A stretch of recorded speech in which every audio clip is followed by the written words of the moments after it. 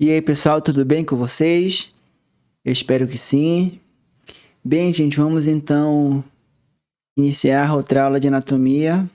Vamos falar hoje sobre especificamente a respeito da anatomia do dorso, tá? E vamos nessa.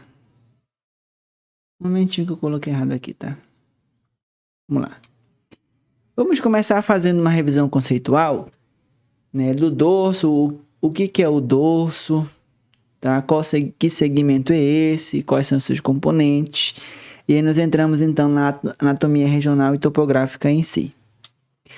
Bem, então o dorso consiste na parte posterior do corpo e fornece um eixo musculoesquelético de sustentação para o tronco.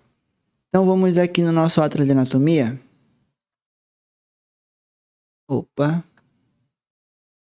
Então, o dorso é essa parte que está posterior aqui ao corpo humano, tá? Então, desde essa parte aqui inferior da cabeça, da nuca, até nessa região aqui, ó,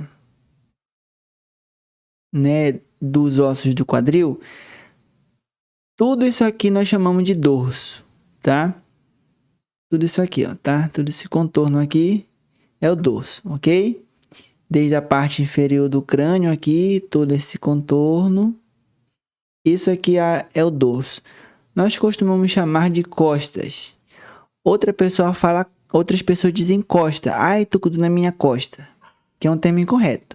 O termo correto é dor nas costas, tá? Então, tudo isso aqui é o dorso, tá bom? Vou voltar para lá, para o nosso slide, né? O dorso, ele vai ter alguns componentes, que são componentes ósseos e componente muscular, principalmente, tá? Com relação a vísceras, a víscera do dorso é a medula espinhal, tá? Então, ele vai ter componentes ósseos. Esses componentes ósseos são principalmente as vértebras. Se você verificar na imagem anterior, né? Nós temos aqui na imagem anterior, essa aqui desse lado da anatomia humana, ó, tem aqui as vértebras, elas são os principais componentes do dorso. E essa parte proximal aqui das costelas, tá vendo?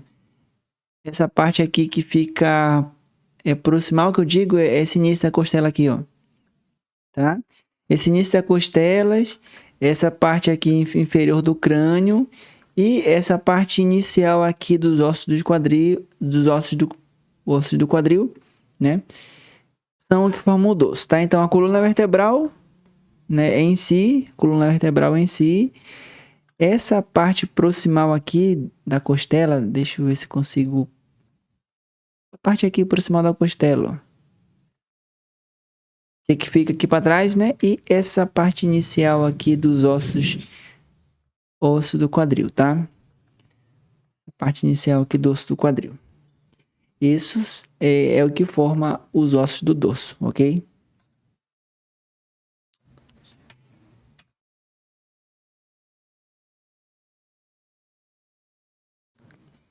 Já os músculos do dorso, todo aquele músculo que nós vimos na imagem lá, tá bom?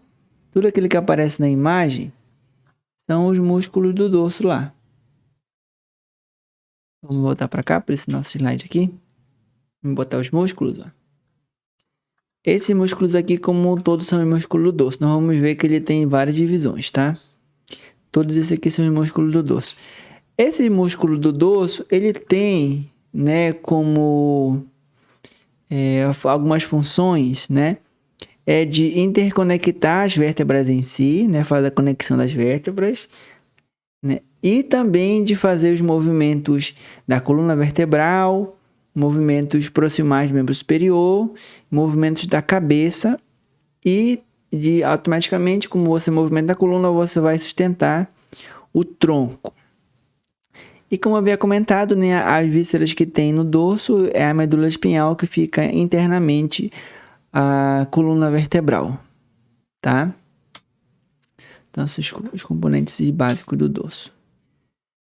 Sobre as funções do dorso, nós temos aqui 3 principais funções, que é de sustentação, de movimento e de proteção do sistema nervoso. Sobre sustentação, ela deve ser muito a coluna vertebral, né? Que entre a função dos ossos está essa de sustentar, né, a estrutura do nosso corpo humano. E essa nossa coluna vertebral é como se fosse um nosso pilar do nosso corpo humano, o nosso alicerce do nosso corpo humano, né? Que ela vai ficar nessa região aqui. A coluna vertebral é uma estrutura que ela é ímpar, ela é mediana, que ela fica posterior aqui na região do tronco. Tudo isso aqui é tronco, né? Nós sabemos que o tronco é composto pelo tórax, pelo abdômen e pelo dorso. Tudo isso aqui forma o... E também aqui a pelve, né? Então, tudo isso forma o nosso tronco, tá? Aí o dorso, essa parte posterior, e a coluna vertebral está aqui no dorso. Então, ela vai sustentar o peso do nosso corpo como um todo, tá? Então, funciona como se fosse um alicerce para o nosso corpo humano. Outra coisa também é que o nosso dorso, né? Ele vai transmitir forças entre sistemas corporais. Então, forças entre o tronco para o membro inferior, forças entre o tronco para o membro superior, força entre o tronco para a cabeça e para o pescoço. Então, ele vai essa transmissão de forças entre segmentos corporais. E o dorso também vai fazer o posicionamento da cabeça. Então, esse músculo do dorso aqui e os músculos do pescoço também, anteriores do pescoço, os músculos cervicais posteriores, eles fazem parte do dorso, né? E nós temos também músculos cervicais anteriores, eles fazem movimento, né, do dorso. Esse do dorso é principalmente de extensão, de ajudar na rotação e na inclinação, tá, da cabeça. Então, ele vai... No caso da sustentação, é porque ele posiciona a cabeça mesmo, ou seja, o dorso, né, através da cervical, ele serve para sustentar a cabeça, serve como um apoio da cabeça. Tá bom? O pescoço é como se fosse um tripé para a cabeça, é um suporte para a cabeça, tá? Movimentação, nós temos uma outra função do dorso, é movimento do corpo humano. Através das vértebras dos músculos dorsais, nós vamos fazer movimento do tronco. O tronco ele pode fazer extensão, que está aqui destacado em azul. Pode fazer a flexão, que está destacado aqui em laranja, né? Seria a extensão do tronco, flexão do tronco. Também faz movimentos laterais, né? Quando você se inclina, eu estou inclinando para um lado, estou inclinando para o outro, né? Estou movimentando meu tronco. Eu falo de... Você vê aqui que na imagem está flexão, né? Flexão, mas você pode também falar inclinação. É a mesma coisa, tá, gente? Só muda o termo. Inclinação à direita ou flexão lateral para a direita. Inclinação para a esquerda ou flexão lateral para a esquerda. Tá? É a mesma coisa. Né? Algumas pessoas podem ver termo diferente, dependendo da literatura. E você faz rotação do tronco. Né? Olha aí, ó. Rola o tronco para o lado, rola o tronco para o outro, tá? Movimento de rotação. Para cá foi rotação à direita, para cá foi rotação à esquerda, tá bom? Então, sempre quando você faz um movimento, você tem que falar para onde que é. Esse aqui é flexão, não tem como discutir. Esse aqui também é extensão. Já a flexão lateral tem que falar se é para direita ou para esquerda, rotação direita ou para esquerda, ou interna ou externa, tá bom? Os músculos intrínsecos do dorso, eles movimentam os membros superiores e as costelas, tá? Então, esses músculos extrínsecos do dorso, eles servem muito, muitos deles fazem parte do que nós chamamos de cíngulo do membro superior, tá? Cíngulo do membro superior, ou músculo da cintura escapular, ou do cinturão escapular, tá bom? E fazem o movimento das costelas também, tá? Quando eles se contraem, eles movimentam as costelas, eles acabam até funcionando também como músculos ventilatórios, tá bom? Então, esse músculo do dorso, eles servem para esses extrínsecos, movimentação de membros nas costelas, e temos aqui os músculos intrínsecos do dorso. Esses músculos intrínsecos do dorso, eles movimentam a coluna vertebral em si, tá? Se ele movimenta a coluna vertebral em si, significa que ele vai estar envolvido com a nossa postura, né? Porque os músculos da coluna vertebral Quando eles ficam numa contração isométrica, né? Nós vimos isso no início da disciplina. Uma contração isométrica é quando há contração do músculo, mas não há mudança de ângulo da articulação. Então, ó, se eu estou aqui sentado, os meus músculos do dorso estão contraindo de forma isométrica. Quando ele se contrai de forma isométrica, ele vai ajudar a manter a postura. Então, eu estou aqui, meus músculos do dorso estão contraindo, principalmente os extensores da coluna, né? Porque se deixar, você faz assim, né? Abaixa a cabeça, curva a coluna aí, eles ficam se contraindo para deixar a nossa coluna numa posição X, para manter a postura. E esses músculos também, quando eles se contraem de maneira concêntrica ou excêntrica, dependendo do movimento, né? Uma contração isotônica, a gente pode dizer assim, eles movimentam, entendeu? Para um lado, para o outro, flexão, extensão, tá bom? Aí, então, os músculos, eles atuam fazendo o movimento de membros superiores, movimento das costelas, até mesmo músculos ventilatórios e movimentos da coluna vertebral em si. Se você movimenta a coluna, automaticamente você vai movimentar o tronco, tá?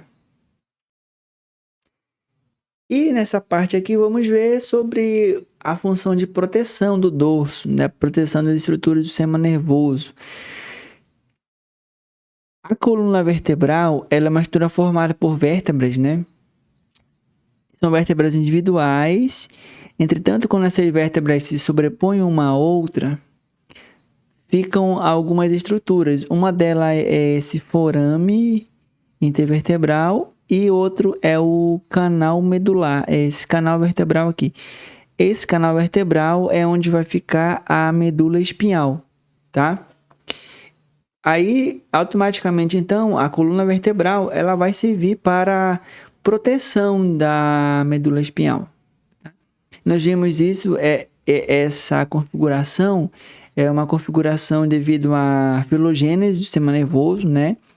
Que o sistema nervoso ele se centralizou e depois a estrutura óssea ela veio para circundar o sistema nervoso, porque o tecido nervoso é tecido muito nobre e ele é facilmente lesionado.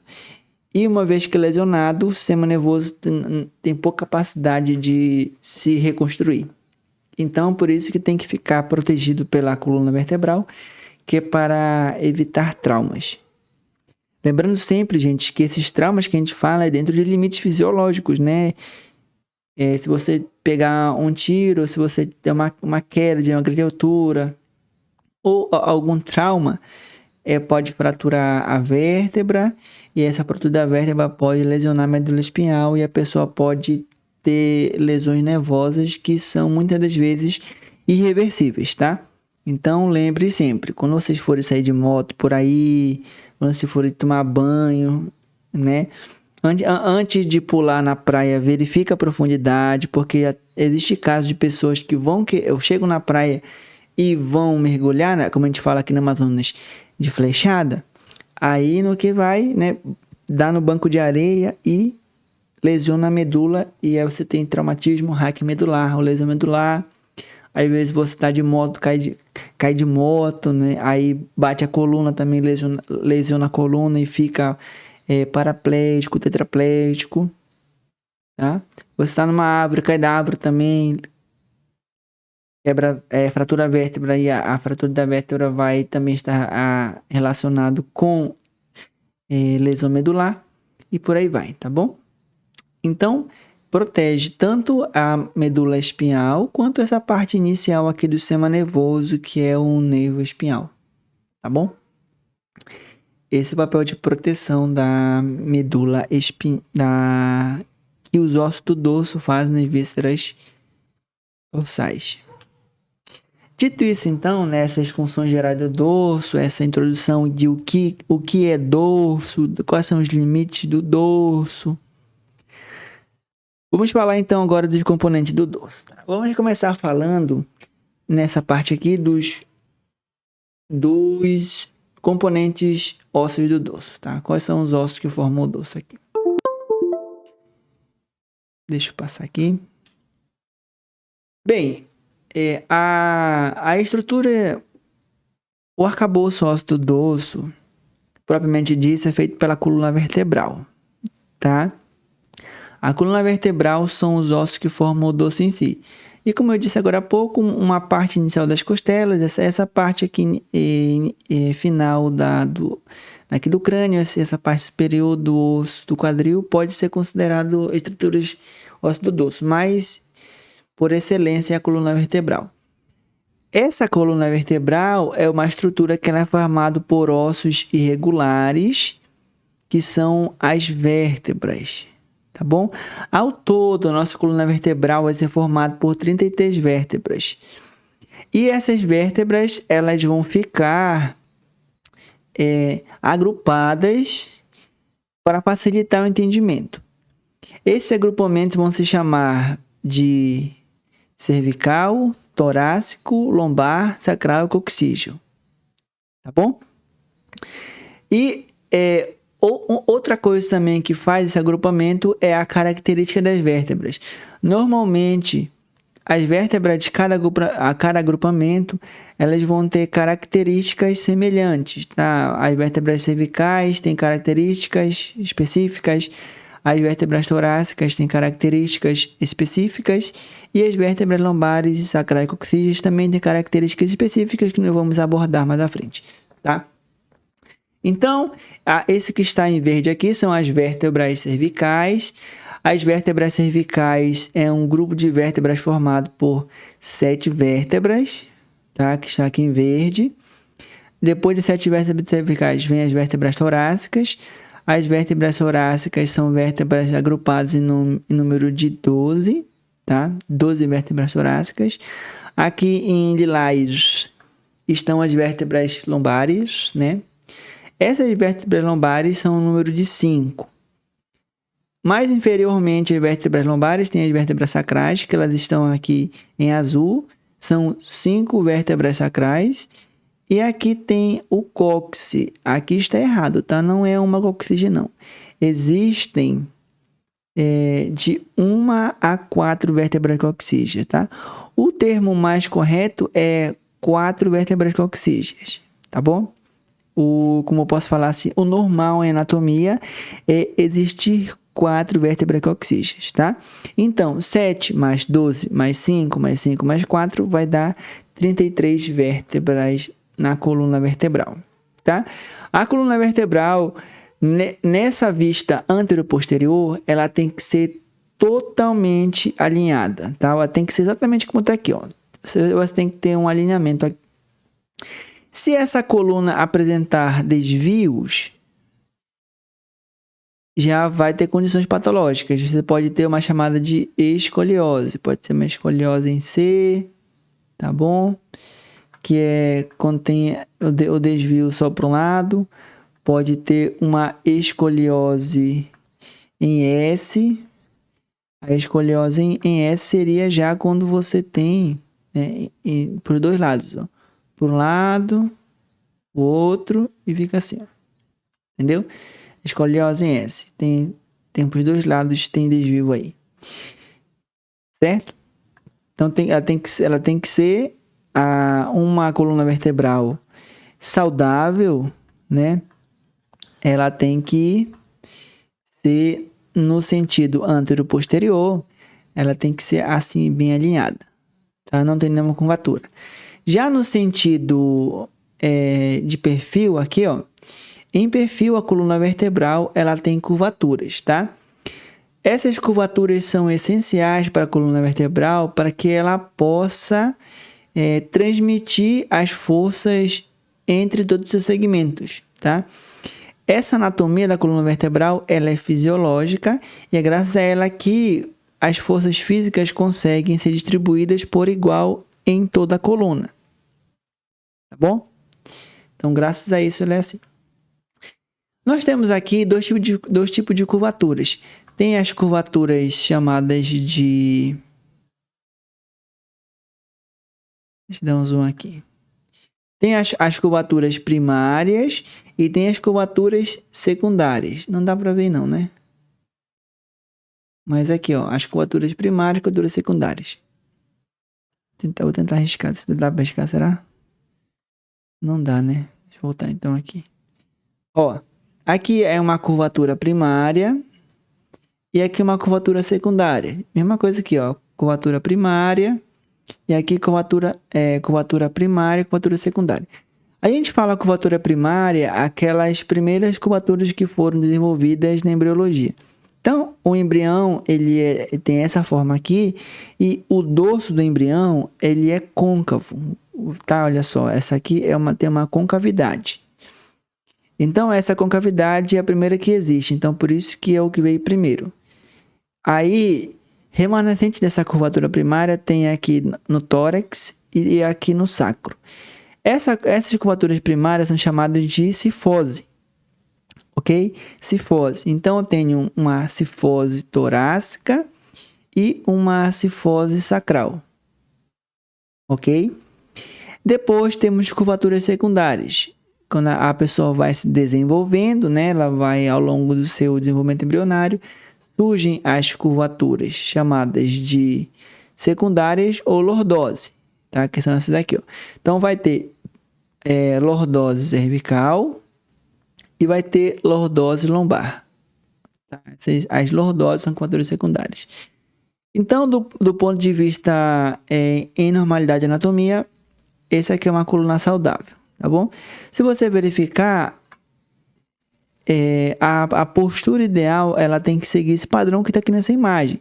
Então, se você pegar aqui da base do osso occipital, se você pegar aqui do acrômio, se você pegar aqui do olecrano da pessoa, se você pegar aqui do trocânter maior, se você pegar aqui do côndilo lateral e aqui do maléolo lateral, tem que ficar uma linha exatamente traçada. Essa que eu tracei não ficou boa, né? Você ficou tudo torta aí.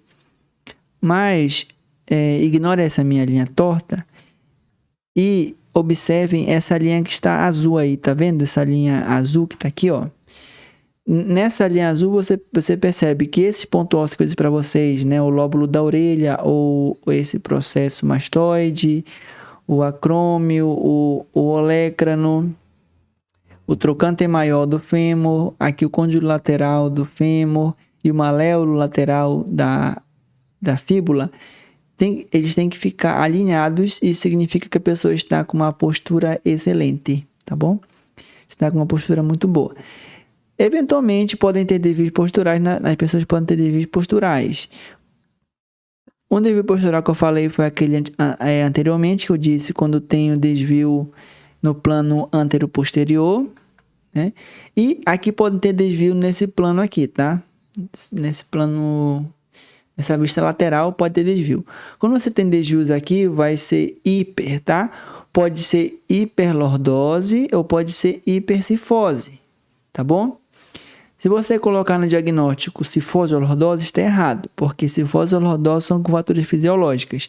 Para estar com disfunção ou incorreto, tem que estar com hiper. Então, é normal a pessoa ter uma hiperlordose quando a lordose acentua. Pode ter uma hipercifose, né? A pessoa fica assim, ó, entendeu? Pode ter uma hiperlordose cervical, a cabeça fica muito para frente, fica assim, muito anteriorizada, tá bom? Tem uma hiperlordose. E tem um caso que é pior ainda, que é quando você tem retificação, tá? Então, o ideal é que tenha a coluna com lordose aqui. Mas tem vezes que a coluna pode estar retificada, uma retificação toracolombar, por exemplo. Aí tem retificação toracolombar e tem lordose cervical. Então, existem vários tipos de desvios posturais que podem existir. Esses desvios posturais, eles podem ser causados por N fatores, podem ser miogênicos, podem ser neurogênicos, tá bom? Alguns deles podem ser funcionais, quando há desequilíbrios musculares e desses músculos do dorso ou dos músculos que atuam na coluna vertebral, né? E aí você tem um desvio postural. Ou tem vezes que pode ser um fator de doença. Exemplo, uma pessoa teve um acidente vascular encefálico, que de um lado fica com uma hemiplegia ou uma hemparesia, e aí vai repercutir na postura da pessoa. A pessoa tem uma doença muscular, como uma distrofia muscular do Duchenne, qualquer tipo de miopatia pode causar também a fraqueza desses músculos do dorso e também do tronco e vai causar desvio postural. A pessoa pode ter uma síndrome de Guillain-Barré ou outro tipo de neuropatia, ou periférica ou central. E aí causar comprometimento no sistema nervoso. O sistema nervoso é quem manda informação para contrair músculo. Aí esse comprometimento do sistema nervoso vai causar perda de força, né? Que é paresia, tá? O termo para perda de força é paresia. Quando você fala aplegia, é perda total de força. A pessoa não tem nem de boa contração. Então, o mais comum de falar é paresia, que é uma perda de força. Aí, esses músculos do dorso e também os músculos do tronco, né? Porque a coluna vertebral não é movimentada pelo músculo do dorso, mas também do tronco também atuam nela. E aí você vai ter desvio postural. Então, você viu que pode ser miogênico, pode ser neurogênico, pode ser somente devido à pessoa. A pessoa sente de maneira incorreta, a pessoa trabalha muito de maneira incorreta, né? O estilo de vida que a pessoa tem, viver no celular, baixado, tá? Vai repercutir na postura dela. A pessoa carrega a mochila só de um lado, mochila pesada, e por aí vai, tá bom? E existem fatores também desconhecidos, que são chamados de idiopáticos. Então, tem vários fatores aí que podem causar desvio postural. Continuando aqui, né, para não ficar muito longo. Vamos falar então sobre o que compõe a coluna vertebral, que são as vértebras, tá? As vértebras, elas são ossos irregulares, como eu falei para vocês. Para quem não lembra, um osso irregular é um osso que ele não tem uma morfologia definida, né? Você não tem uma representação geométrica em nenhum local. Então, essa vértebra, ela é um exemplo clássico de osso irregular, tá? Exemplo clássico de osso irregular.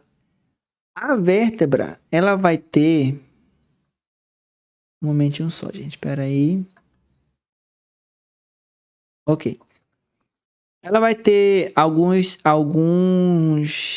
componentes. Isso no caso de uma vértebra típica. Uma vértebra típica é que ela segue o que tem na maioria das vértebras, tá? Que é o corpo vertebral e o arco vertebral. O que está aqui em azul é o corpo vertebral, o que está aqui em amarelo é o arco vertebral, tá?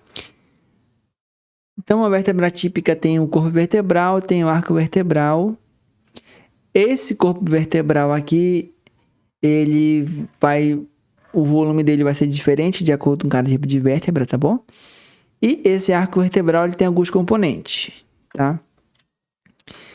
Entre os componentes do arco vertebral, nós vamos ter esse aqui chama-se pedículo, tá? Esse verde aqui esse está em cinza aqui é o corpo vertebral, tá? Tudo isso que está aqui é o arco vertebral. No arco vertebral tem o pedículo, tá? Depois do pedículo tem a lâmina. Então, se você for ver o que forma o arco em si, é o pedículo. Você consegue ver aqui, ó, em verde, né? É o pedículo e tem a lâmina. Essa que está aqui em lilás. Ou roxo, acho que esse aqui é roxo, né? É o que forma o arco vertebral em si. Entretanto, existe também outros componentes na vértebra. Um que nós vamos ver aqui é o processo espinhoso. Nós temos aqui o processo espinhoso, essa estrutura que fica pontiaguda aqui, tá? Na coluna vertebral. Se você for ver a coluna vertebral por outra visão, vamos ver aqui, ó. Olha só, esse aqui é o processo espinhoso, tá? Esse que você está vendo aqui é o processo espinhoso. Então, de uma vértebra, de outra vértebra, de outra vértebra, de outra vértebra. Então, ficam aí vários processos espinhosos. Esses processos espinhosos vão servir para inserções de músculos e de ligamentos, tá?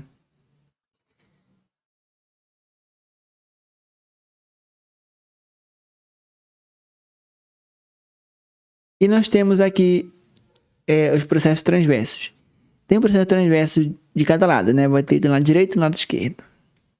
Processo transverso, mesma imagem aqui também. Olha só, viu? Aqui o processo transverso está até destacadinho por uma uma cor um pouco que laranjadinha aqui. Tá? Então, tem um processo espinhoso e 2 processos transversos. E aqui ao meio tem esse forame, tá? Tem esse forame aqui. Esse aqui é o forame vertebral, tá? Esse forame vertebral, cada vértebra tem forame vertebral. Quando as vértebras elas se sobrepõem, o que vai acontecer? Esse forame vertebral, né? Ele vai se interpor e vai formar um canal vertebral. Pra você entender aqui agora, deixa eu separar aqui pra gente. Mais 3 vértebras aqui, ó. Uma vértebra, 2 vértebras, 3 vértebras. Olha aí. Então, eu tenho aqui, o que eu vou circular de verde aqui seria o forame vertebral de uma vértebra, tá? Esse aqui é o forame vertebral de uma vértebra individual, tá? Vértebra só ela. Entretanto, quando você sobrepõe esses forames vertebrais, um sobre outro, onde que você vai ter, ó? Você vai ter um canal. Dá pra ver aí?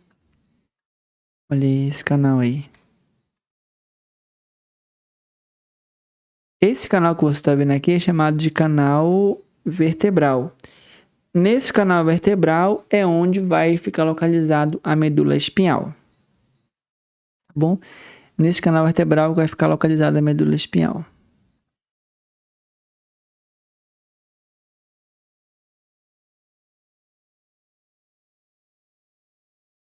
Certo? O que mais que a vértebra tem? Ela vai ter um processo articular superior. Tá vendo aqui, ó? Esse aqui é o processo articular superior.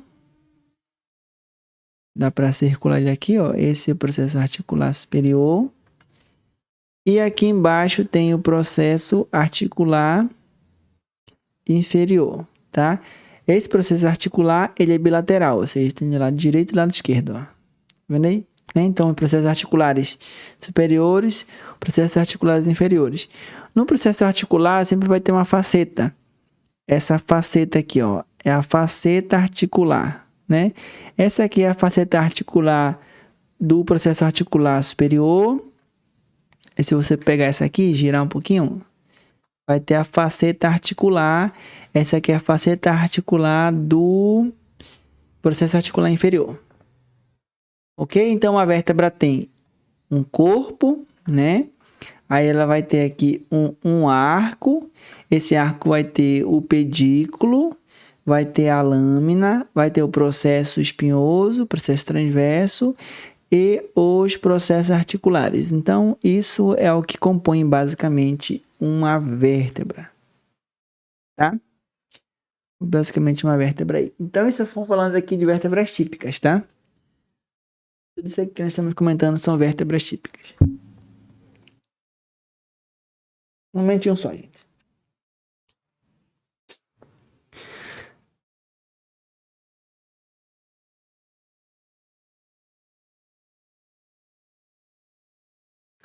Entretanto, né, essa esquematização que eu mostrei para vocês aqui, às vezes não é suficiente para categorizar todas as vértebras. Nós temos algumas que fogem da normalidade. Umas é em relação ao seu formato, tá? E outras é em relação à sua aglomeração. São vértebras chamadas de atípicas. Essas aqui são atípicas com relação ao seu formato, tá? As vértebras cervicais, a maioria delas são chamadas de típicas, ou seja, 4. Entretanto, 3 são chamadas de atípicas. Quais são as atípicas? É a vértebra C1, a cervical AC1, a cervical C2 e a cervical C7. Professor, por que C? A gente fala de C por causa do segmento, tá? Então, essas vértebras do segmento torácico, elas vão ser chamadas de C, tá? De cervical. Essas vértebras do segmento, quer dizer, essa vértebra do segmento cervical, vão ser chamada de C. No caso dessa aqui, é a C3, ó, C1, C2, C3. ok?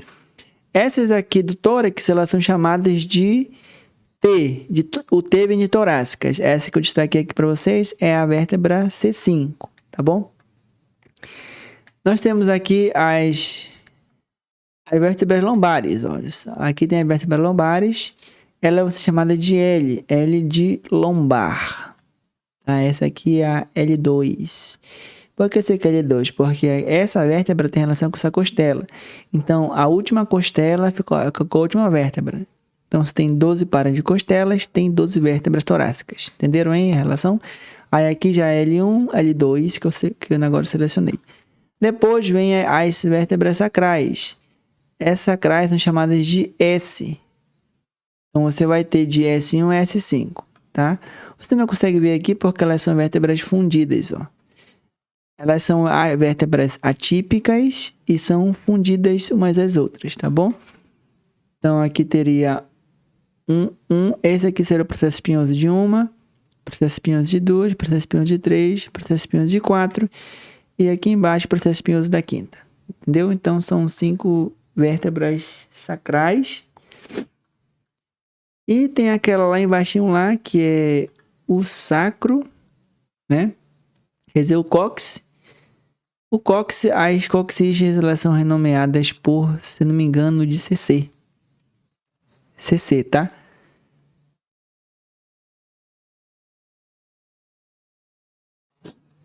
O CC, ele vai vir de cóccix, tá? CC vem de cóccix. Então, aqui são as vértebras coccígeas, ó. Clicar aqui fora para você ver. Ó, uma, duas, três, 4, né? 4 vértebras coccígeas, tá bom? Pode botar o esqueleto de novo aí, esqueleto inteiro.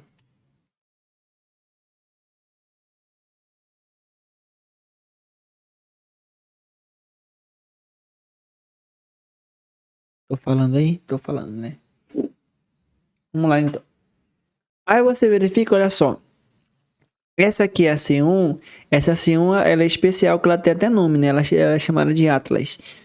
Olha só, ela não tem o corpo, tá vendo? Ela tem 2 arcos aqui. Aí tem aqui a Axis, mesma coisa também, não tem corpo. Ela não tem corpo, ela tem como se fosse 2 arcos. E temos aqui a C7. Essa C7, ela tem todas as características de uma vértebra típica. Ela tem o corpo, tem aqui o arco. Só que os autores costumam considerá-la uma vértebra típica porque esse processo espinhoso da vértebra C7, a sétima vértebra cervical, ele é muito proeminente, tá? E aí você consegue facilmente apalpar que se você pegar aqui na sua nuca e vindo para baixo, chega uma hora que você vai pegar uma proeminência aqui. Essa proeminência que você apalpa é esse processo espinhoso da C7. E aí, então, alguns autores consideram ela como uma vértebra típica.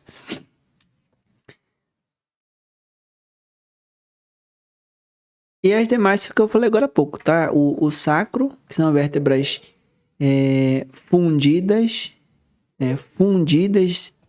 fusionadas. E tem aqui o cóccix também. São vértebras atípicas também, ok?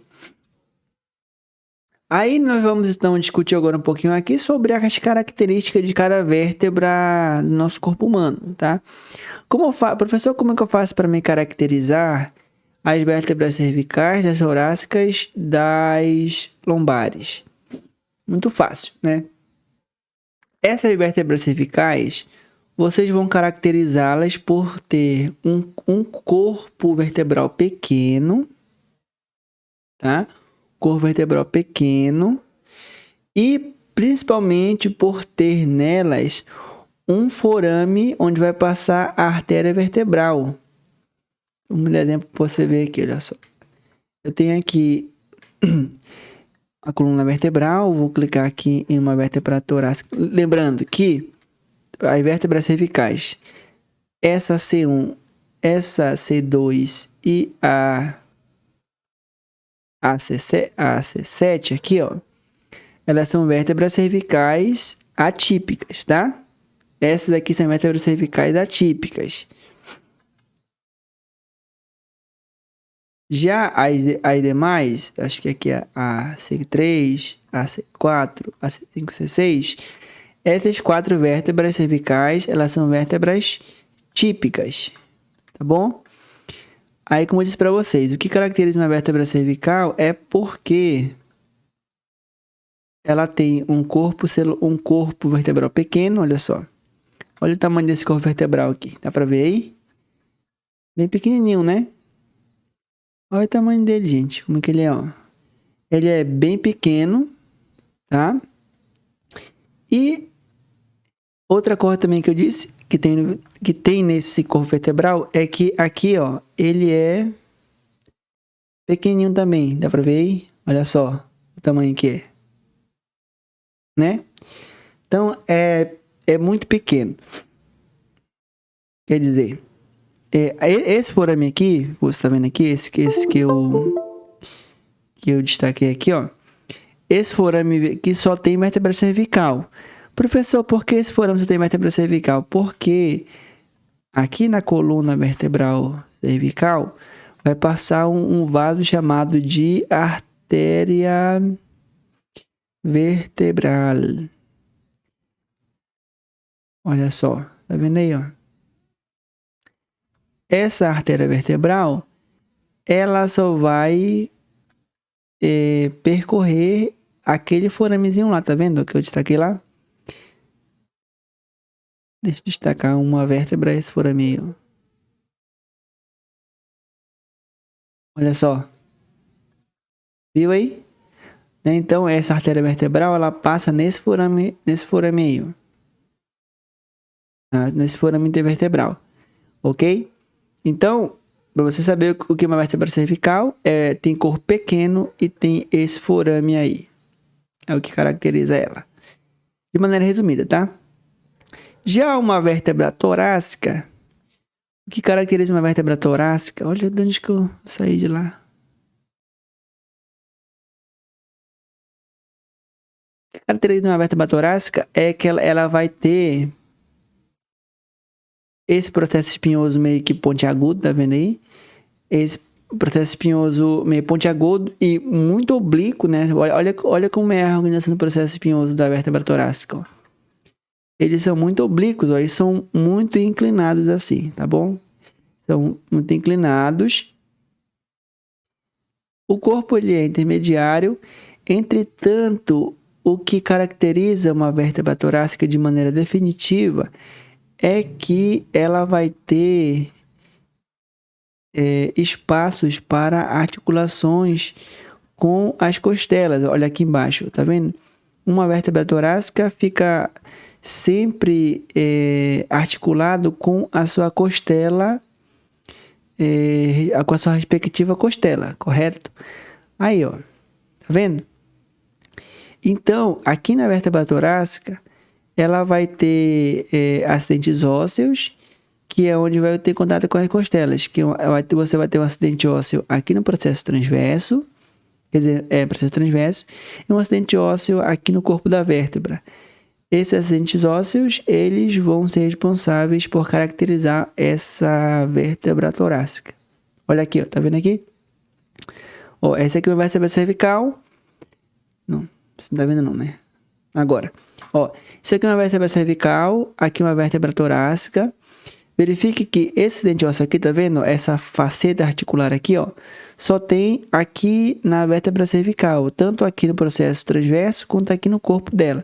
Só aqui em vértebra torácica, cervical não, só aqui em torácica que tem, ó, esse acidente ósseo aqui no processo transverso, aqui no corpo, só tem aqui nas vértebras torácicas. Não tem cervical, não tem em lombar, porque isso aqui é derivado da articulação feita com as costelas. Opa, aqui.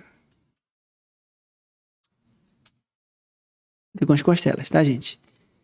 Eu passei aqui. Vamos lá. Agora vamos ver a característica de uma vértebra lombar, tá bom? E uma vértebra lombar, o que caracteriza uma vértebra lombar, no caso? Deixa eu lá, pegar ela lá. Essa aqui é a L2, tá? Uma vértebra lombar, ela é caracterizada por ter um corpo vertebral grande, tá? Olha só. Olha o tamanho desse corpo vertebral, ó. O corpo vertebral de uma vértebra lombar, ele é grande, ele é bem volumoso, ok? Esse forame aqui, ele é meio que em triângulo, né? Se dá pra você verificar. Esse forame aqui é meio triângulo. E outra coisa também que caracteriza muito bem a vértebra lombar é que o seu processo espinhoso, ele é curto e ele é meio que quadradinho, ó. Tá? Esse processo espinhoso da vértebra lombar, ele é curto e ele é meio que retangular, um pouco, eu falo meio quadradinho, mas ele é um pouco retangular, tá? Então isso caracteriza uma vértebra lombar. Professor, por que essa vértebra lombar tem que ter um corpo grande? Porque nessa região lombar é onde tem uma grande sobrecarga de peso.